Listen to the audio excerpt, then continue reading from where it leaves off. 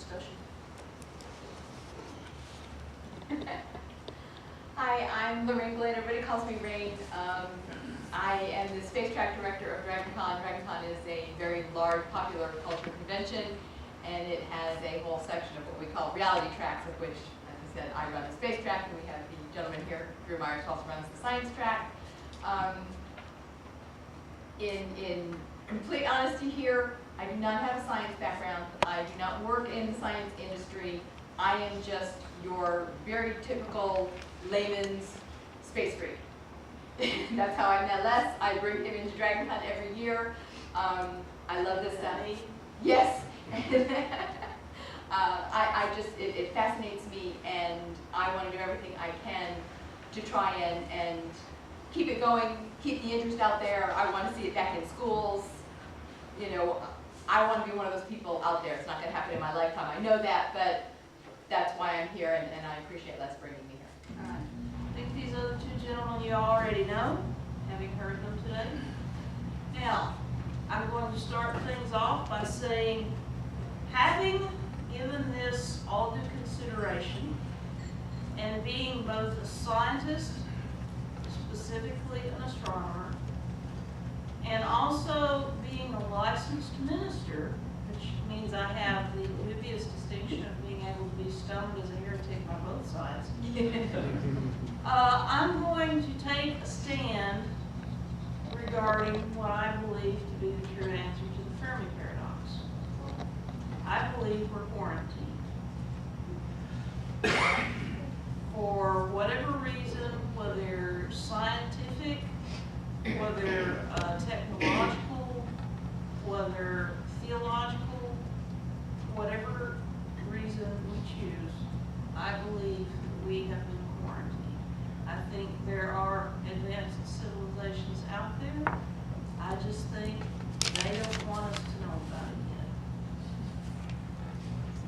yet. I also believe that there are lots of civilizations out there. My biggest belief is we do not hear from them simply due to scale. There is the vastness of our universe, the vastness of our galaxy.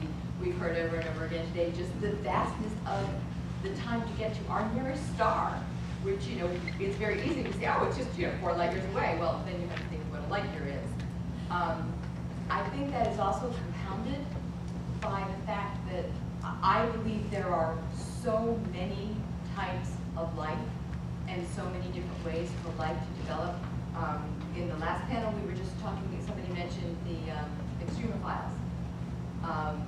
I've worked on some projects that went and they were looking at the extremophiles found in geothermal vents. And there is a good scientific population that believes that life actually began coming out of those geothermal vents, you know, and not in the soupy broth that a lot of people talk about. So I think that if you look, that's a possibility. I think, you know, the soup broth is a possibility. I think that the different types of life are not necessarily going to be humanoid. I think our brains have such capacities that we don't even know about at this point, that there are alien civilizations out there that would never have a need for the technological that we'd be looking for in how they communicate. So I think that there are basically 2 main reasons why we haven't heard, and that's what they would be, but I do believe that there are. So I'm a little skeptical of the zoo hypothesis because that would require tremendous discipline on the part of all the aliens not to do anything that we might notice. So it's sort of like conspiracy theories, and that, you know, the ones that rely on people keeping a secret, right, and doing it competently. When have you ever known, you know, one or the other? If they really are out Well, the sign of a well-adjusted paranoid is, you know, they are out to get you, but it's nothing personal. I tend to, if there is a Fermi paradox, because I don't think we've been looking long enough yet because of scale, but I think the answer would tend to be in the they are too alien, because we are much too arrogant what constitutes consciousness and what constitutes life. And if you just look at the attitude of Europeans, how it has shifted in just the last century toward our fellow human beings. About, for instance, the franchise for women is an example. You know, Switzerland didn't give women the right to vote until 1971. 1971. I've got a car that was built in 1971. Okay? So this business of extremophiles goes to the point that as time goes on, it seems life wants to exist and be everywhere we look for it so far, we've found it. And I suspect there's a lot of life, and it evolved from the inside out. And the great thing about being in space science is, well, I mean, I don't work in it, I'm just a kind of, but they chuck the textbook out the window about every 5 years. Somebody discovers something, and you know, how many other fields change that fast? So for instance, what I would use as an analogy for life, it may be too alien. I saw once, about 10 years ago, a time-lapse photo of a forest that had been taken over an entire year, and each shutter click was about an hour apart, an hour or two apart. And somebody made a movie of this. And when you sped up the movie to play in a minute or two, you saw the trees dancing, all right? But in our time frame, experiencing a day that's, you know, 86,000 seconds long, you know, trees look slow and static. But if you live in a different time frame, they become almost like animals. And I think that's what it is that we are not humble enough to recognize other forms of existence yet, but we're working on it. So I think the answer is born there.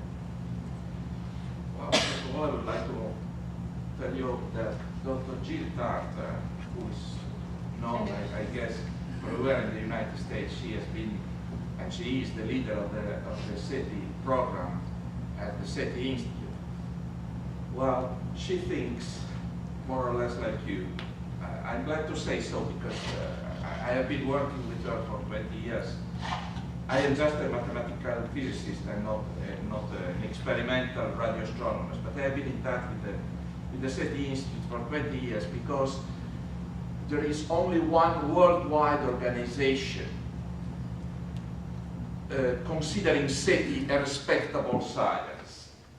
And this is the IAA, the International Academy of Astronautics, that has a special group called the SETI Permanent Study Group or SETI Committee, the name changed over the years, that includes about 50 scientists from all over the world that are real SETI experts. And Jill Tartar was the chair of this group for many years. So I came to know practically all of them since Frank Drake up to now to Seth Shostak and so on. Now, Jill's opinion is precisely that we did not get in touch so far with any extraterrestrial civilization in the galaxy, quite simply because our radio telescopes are not powerful enough to get signals from distances, roughly speaking, beyond 200 or 300 light years.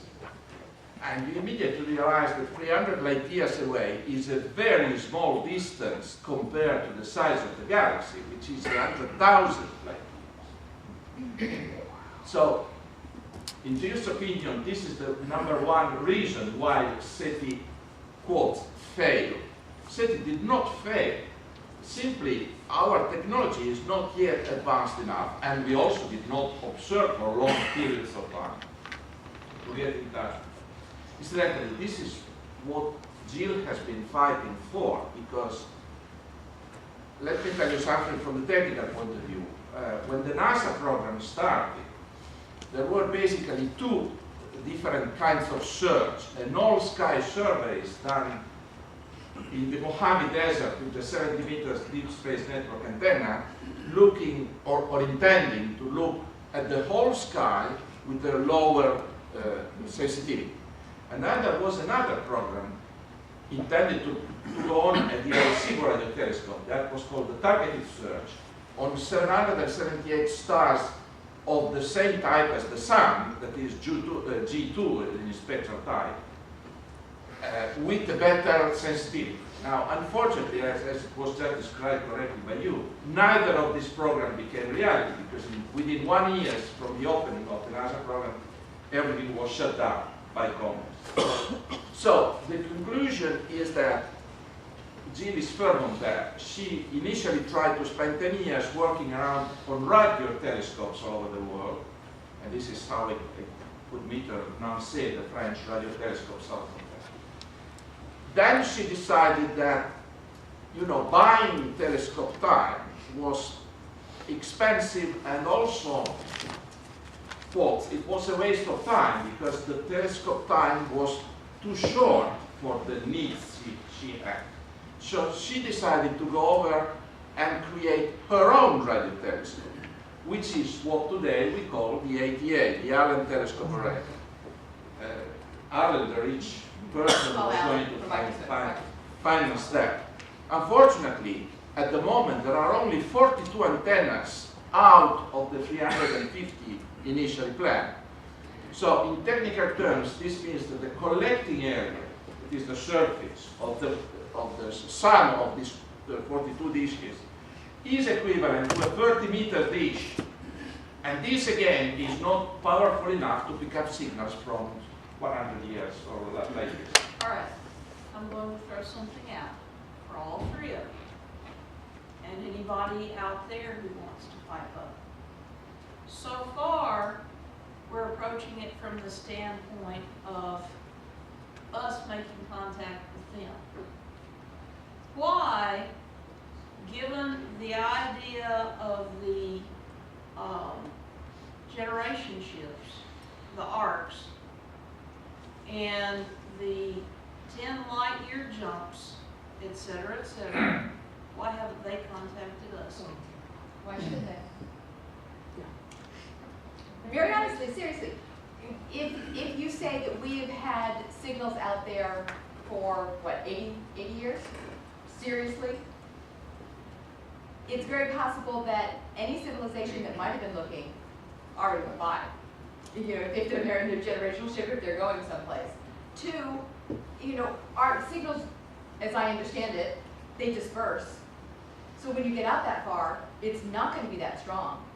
We don't repeat exactly the same way. Why do they need to have heard us? Why haven't they come looking for a planet to colonize within our solar system? Because we're looking for us. Yeah, and the other thing is, there are likely hundreds and hundreds of solar systems out there. We are just one little speck of one. Yeah, now in One of the 19... problems is that those last two factors of the great equation are just awful. There is absolutely no way to put very good error bars on.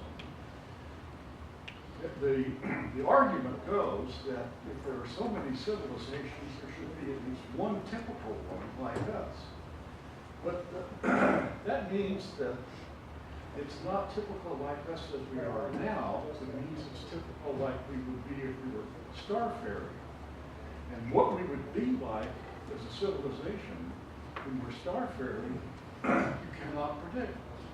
In fact, I have a issue that starflight will be available in 200 years. I think it's going to be more than 5 or 1,000. And if you try to predict the policies and whatever would be the mode of contact in 500 years for us, that probably has, if there was a differential equation that could predict it, probably has a Lyapunov coefficient so big that from our initial conditions that there's just nothing you can say about it.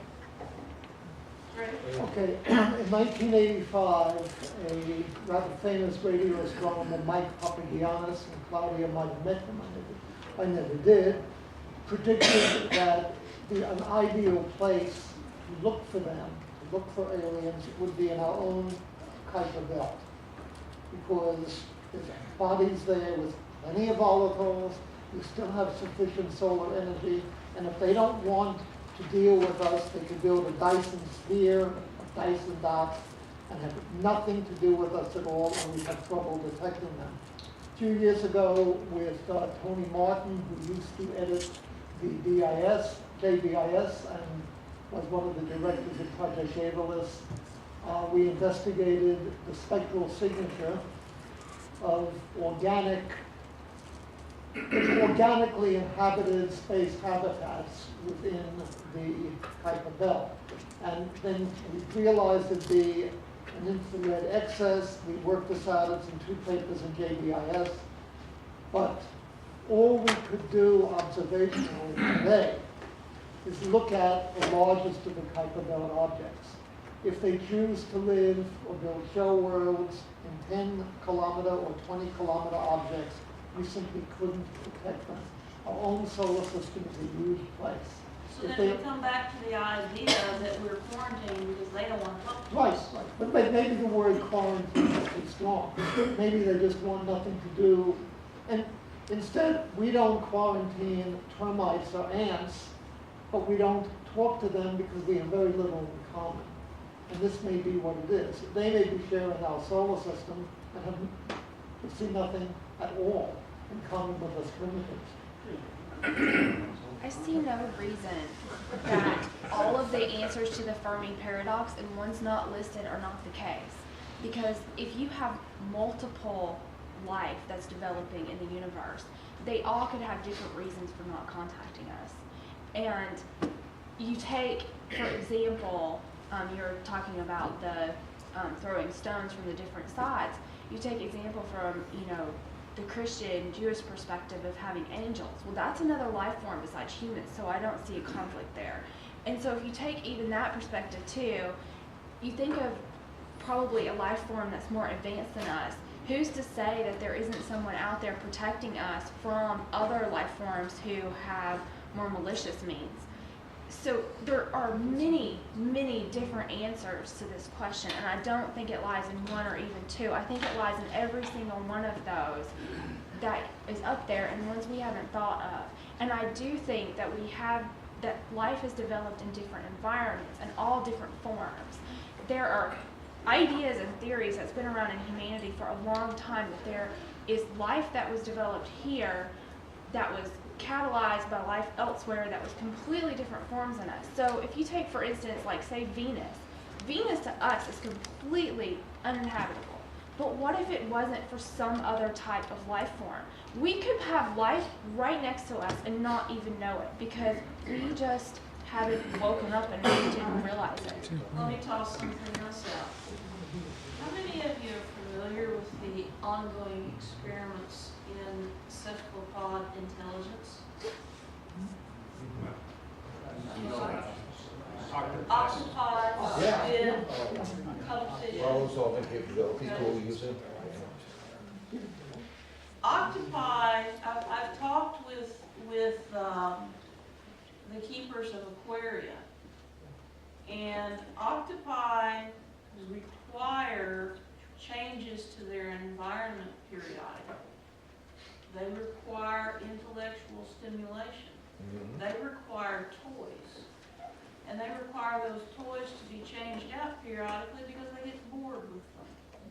There is every indication that octopi have extremely high intelligence. The problem is they are so different from us, we don't know how to measure it. We don't even know how to communicate with them. And that's exactly what I was saying. Who is saying, I am throwing everything No, I out understand.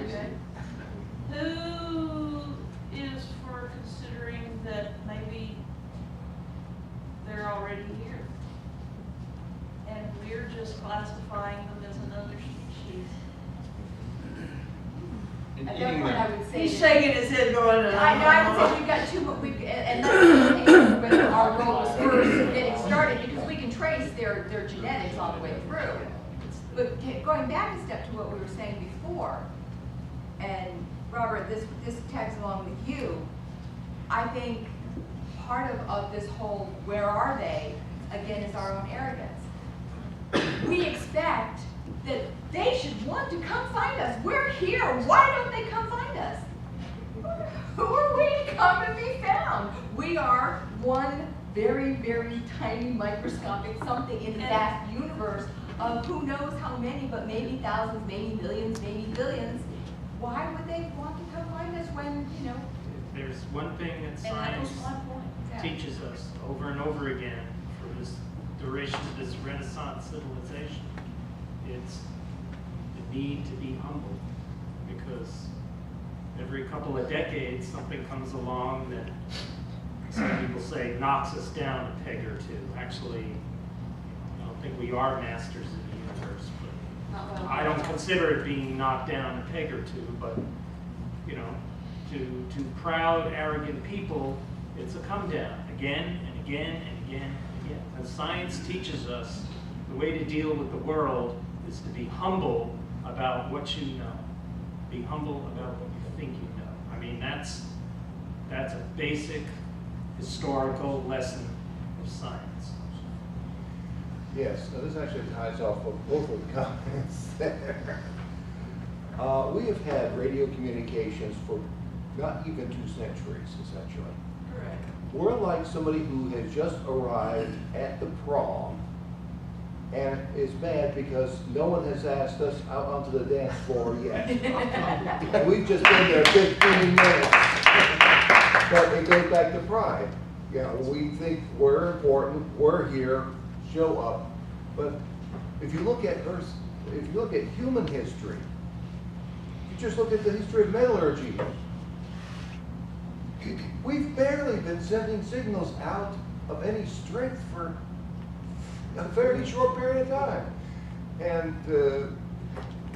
get so anxious because nobody has called back yet. Reminds me of a teenager trying to get a date at the prom. I can't make an estimate of absolute probability, but let me make a couple of statements of conditional probability. Dr. Lightfoot said we couldn't speculate about what a star-faring civilization might be like 1,000 years from now. Well, we could speculate, but have no grounding, actually. Okay. I happen to, and it's no more than a suspicion, I think we actually have kind of a narrow window for this society, this culture that we are in. We have a narrow window to get off the planet into a more resource-rich mode. I know this is one of Les's big issues for a way to solve our resource crisis and to get through. You know, what we're going through now, green energy is my day job. And I tell people, you know, they say, you're all interested in space, you know, why are you doing green energy? Well, it's too late for me to get a career at NASA. So I do green energy to help buy this culture some time to solve its resource problems. Once we do, the future is open to us. But you know, we have to get through this rough patch. I think if we don't do it in the next 100 years or so, we will never do it. I agree. And I think that's another That's- part of the paradox. A lot of people don't consider the L. Now that's a That conditional length of probability. time. I honestly don't think that, you know, in science fiction that we've all read, you hear about these civilizations that have gone out and they've lasted for however long. I mean, it's always long periods of time. I don't actually think that civilizations probably do last huge amounts of time. Maybe they do get out into the galaxy and it's wonderful to think about, but I don't think that they last hundreds of thousands of years. Jim. Well, as Frank, I think, said earlier, back in the days of the Cold War, when Drake was first looking on the equation, people were afraid that L could be as small as 50 years. And I'm reminded of Stanley Schmidt's contingent in 93, that really is the fear that whatever happens as a society, everybody as a whole, however well we get along together, no civilization is going to last past the point where one lone nut can blow up the 100-kilogram antimatter generator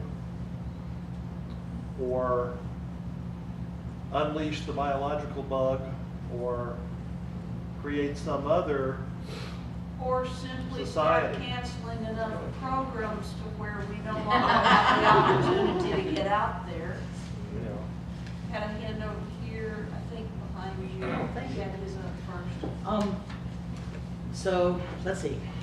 At the risk of seeming arrogant, and I hope I don't, I think that, let's look at ourselves, right? We as a society would like to think or treat others as we would like to be treated ourselves, right? It's the golden rule, but it's also something that most of us kind of practice. So, from the Some point not of, as well as others, but yeah. from the point of view of being out there, right? Imagine that we would discover. Wouldn't we just suddenly go put all of our resources to make that contact, right? So I think the most reasonable way forward is to look at it mathematically, statistically, and that is where the scale comes into play, right? Because mathematically, the most supported path is the fact that we're too far apart. The other thing is, look at our own development, right? We are now conscious, we are now communicating, we have created, there's no other life on our planet, save us, that has this level of sophistication, right? Maybe that's being arrogant. I don't think the octopus is as intelligent as we are, because if he was, then he would be trying to communicate with us and making successful elements. The dolphins, they can be trained, the dogs can, but still it doesn't rise to the level that we have, which may be arrogant, but it's a fact. So, if there is another civilization, the most likely result is that that civilization is approximately of the same technological capability as we are. You don't think so? I don't think so, because one of the things that the arguments that I've heard so far today have not taken into consideration is time. Everybody talks about space, the distance between stars, etc. Nobody talks about the age of the universe. But the age of the universe, we arrived, right? Other civilizations would have had to arrive millions of years before us to get to at the same level in order for them to... And there are stars out there with planets in the Goldilocks zone. Sure. Those stars are much Older than ours. longer lived and much older than our sun. So there is absolutely no reason why such an advanced civilization could not have developed. And there is absolutely no reason why they could not have already begun colonization centuries, millennia ago.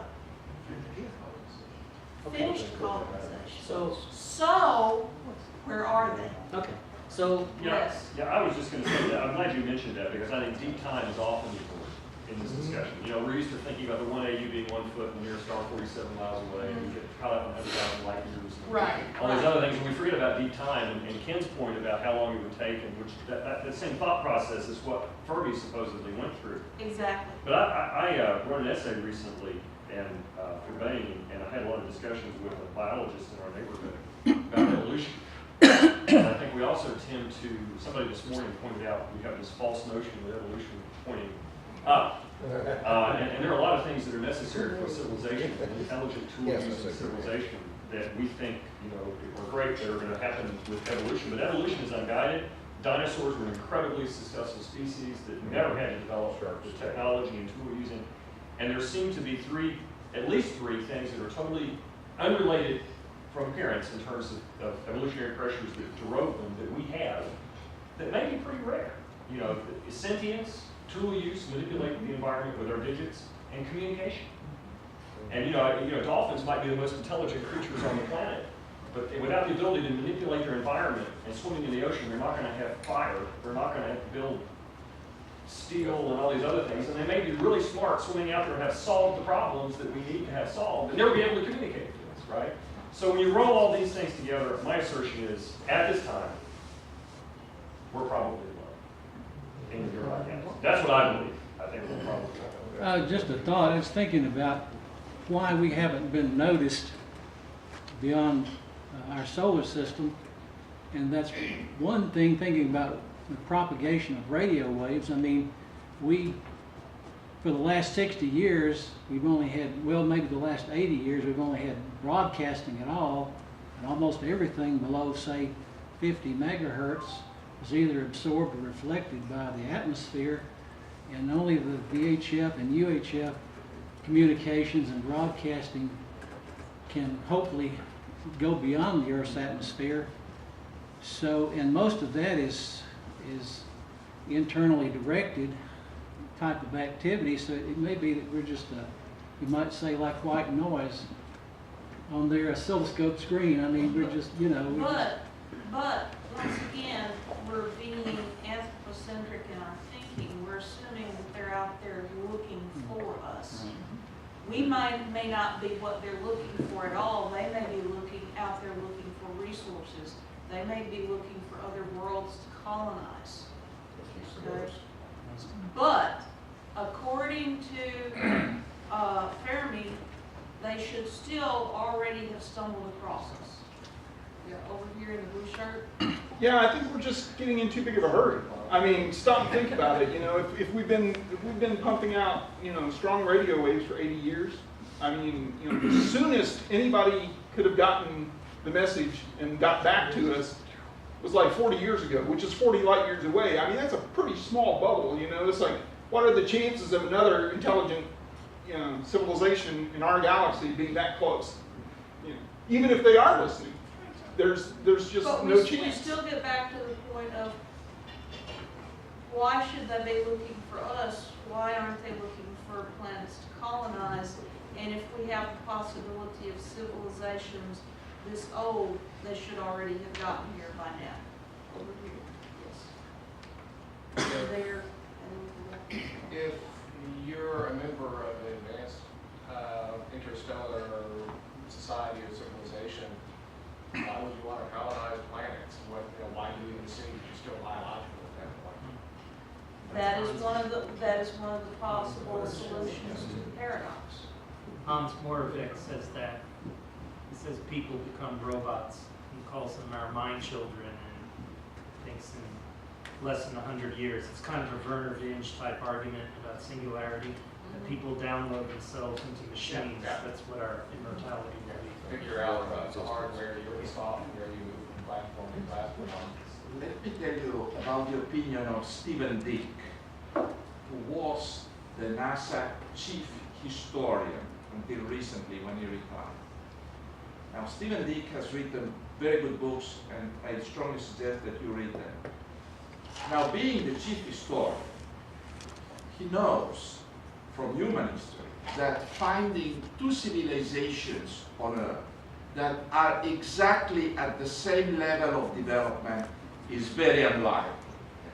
So if this is already true for Earth, you can imagine in the galaxy, taking into account the lifespan of stars, which differs by millions or billions of years.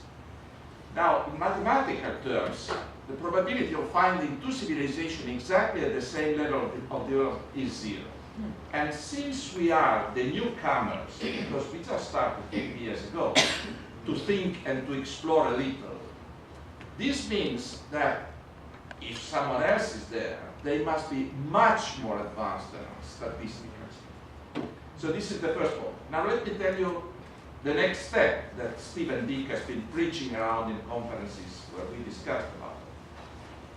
Well, the next step he calls the post-biological universe, meaning that we are made of flesh, and there is a famous science fiction story about that, right? I'm sure that most of you know it. But what is the next stage beyond flesh? Well, the next stage is artificial intelligence. And so the point he is making is that probably there are other civilizations that went already beyond the singularity. We cannot understand what possibly they can be. And anyway, if this civilization exists, they are so much more advanced than us that simply they don't care at all about us.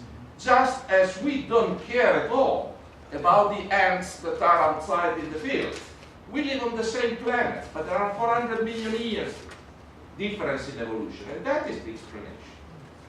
I was kind of hesitant to bring that up. I think if there's been advanced civilizations around for billions of years longer than us, maybe their attitude towards us is kind of like us towards, another strain of bacteria similar to one we've seen a million times before.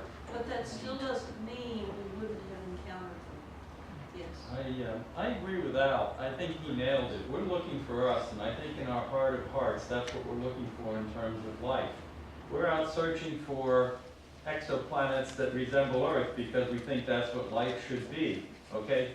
Now, for the uninitiated as a radio operator, if somebody were to turn on a shortwave radio, you'd hear all kinds of signals and carriers and bands and all kinds of stuff there that they wouldn't understand because they don't know what it is. They can't interpret it. Maybe all of this white noise and what we're calling interference is communications between higher species. Why are they looking for us? We're the low end of the totem pole. Maybe they're out there talking to each other and we don't know how to interpret that. I'd like to present a point that might be seen as a bit heretical.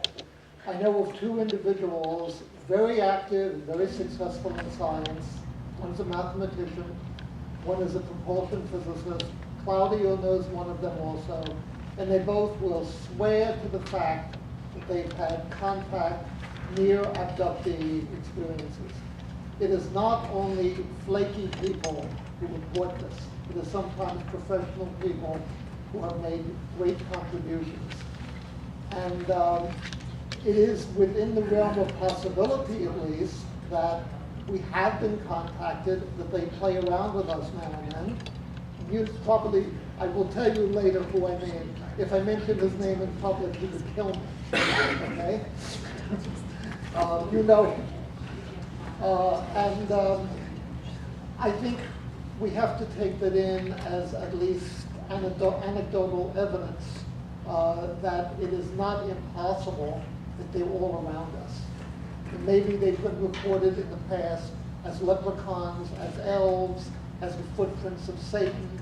Now we think of aliens, but they might have had other explanations 1,000 or 2,000 years ago.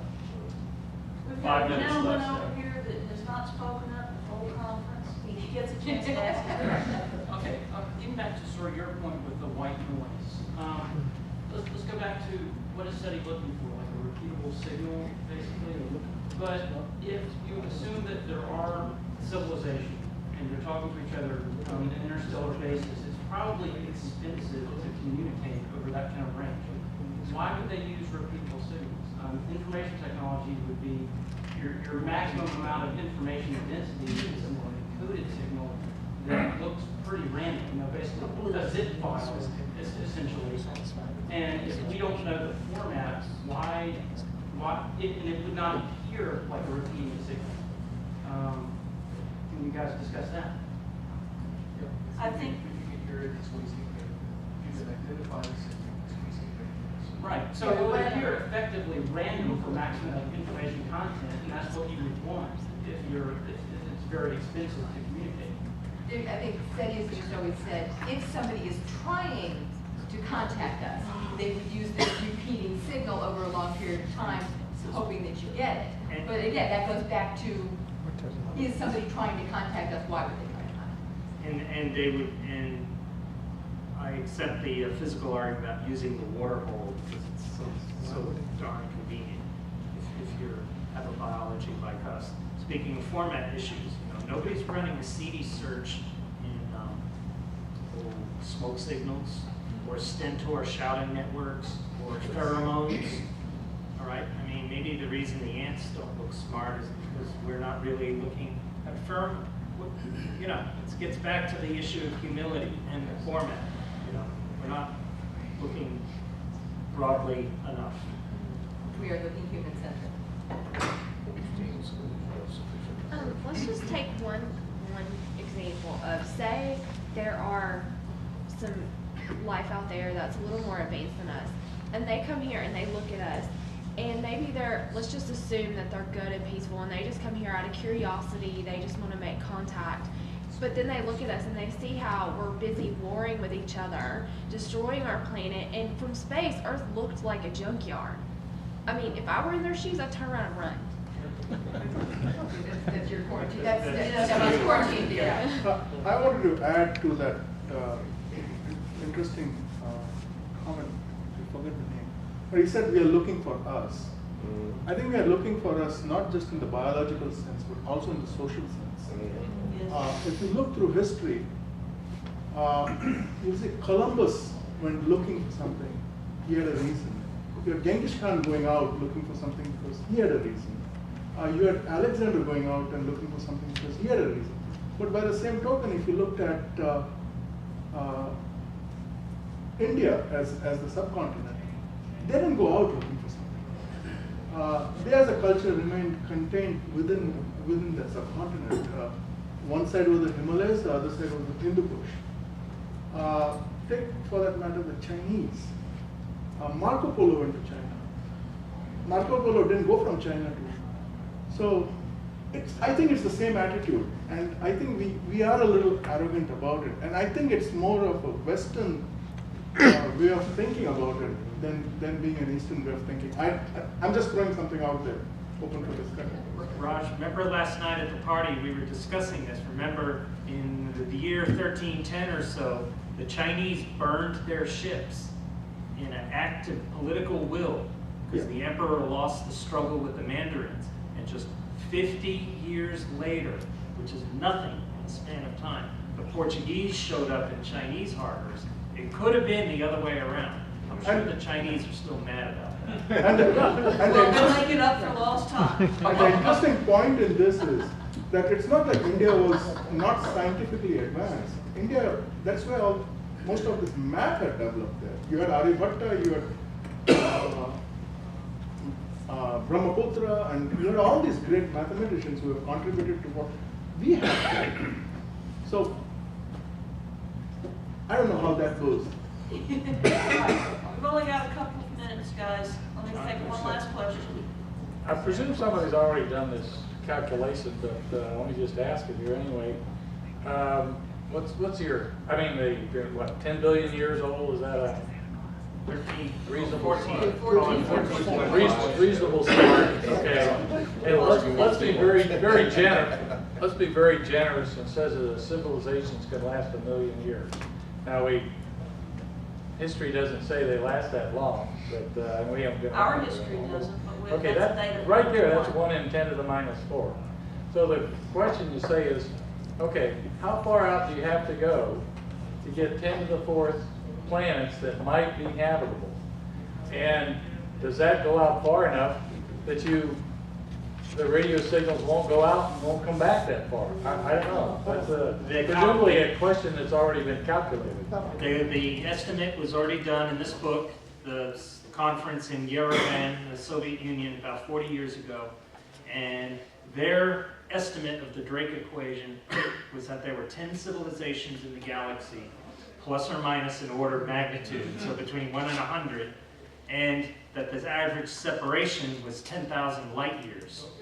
So, yeah, I mean, yeah. And even if everybody's out there, planets is greater. and I guess the other part of it, since you're that far apart. On the other hand, and he's working on this, some of those terms in the Drake equation are getting pushed toward or as close to 1.0 as you can get. Except the last two. Yeah, well. The last two have such big error bars. Can I say something mathematical? I'm Go for it. mathematician. That's why I wanted you on 10. Okay, what I did and friend Drake knows about that, so I'm not lacking respect to friend Drake. Actually, I think he likes that, was to extend the Drake equation mathematically. Meaning that instead of having 7 or more factors that are just sheer numbers, positive numbers, I investigated mathematically what is going to happen if we replace each of them by a probability distribution. Now this thing I call the statistical Drake equation, because that is what it is. So imagine that on the right-hand side of the Drake equation you have as many as you wish probability distributions, which is probability densities, that are multiplied again in between, right?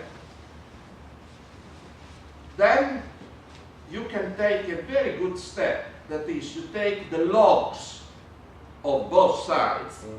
So on the left you have the log of capital N, and on the right the log of the products. But the log of the products equals the sum of the logs. So you have changed the Drake equation from a product into a sum, which is much easier to handle from the statistical point of view.